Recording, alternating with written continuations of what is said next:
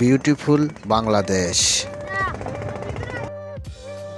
বঙ্গোপসাগর থেকে জাল দিয়ে ইলিশ মাছটি ধরার পর থেকে রান্না করার জন্য কুটাকাটির আয়োজন করা পর্যন্ত ইলিশ মাছটি জীবিত ছিল। দেখুন কত সুন্দর রাজস্ব ইলিশ মাছটি। ভালো লাগার মতো বিষয়টা ছিল, কারণ ভালো লাগারই কথা। এরকম জীবন্ত রাজস্ব ইলিশ মাছ রান্না করে খাওয়াটা ভাগ্যের ব্যাপার ছিল।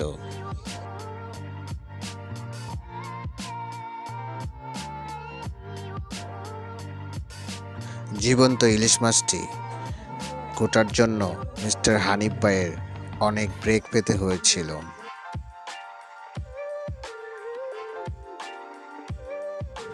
আমরা জাল উঠানোর পরে এক জায়গা থেকে আরেক জায়গায় যাচ্ছিলাম নঙ্গর দেওয়ার জন্য।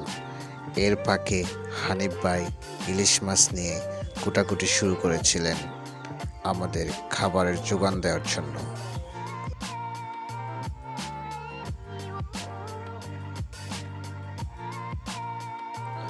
নৌকায় ছোট্ট জায়গার ভিতরে আসলে মাছ কুটাকাটি করার জন্য একটু কষ্টই হচ্ছিল।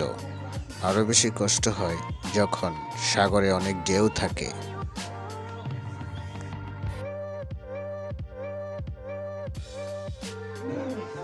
এই মাছটি সত্যি অবাক করার মতোই ছিল, কারণ এটি অনেকক্ষণ জীবিত ছিল এবং যখন এটাকে কাটতেছিল তখনও সে লাফাচ্ছিল।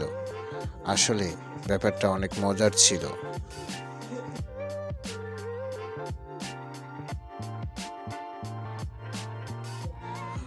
নৌকার কাজগুলো অবশ্যই একটু দ্রুত বেগে করতে হয়, কারণ সবাই জাল টেনে অনেক ক্লান্ত এবং ক্ষুধার্ত ছিল। তাই দ্রুত কোটাকাটি শেষ করে হানিফ ভাই রান্নার জন্য রেডি হচ্ছিলেন।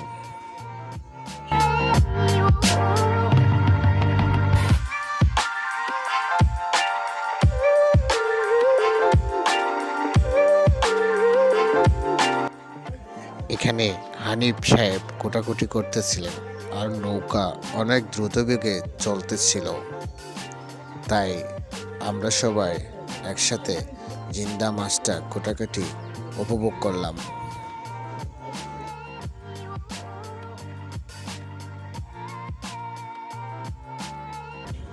এভাবেই আমাদের বঙ্গোপসাগরের জীবন কথা প্রতিনিয়ত এগিয়ে যায় আগামীর পথে একসাথে।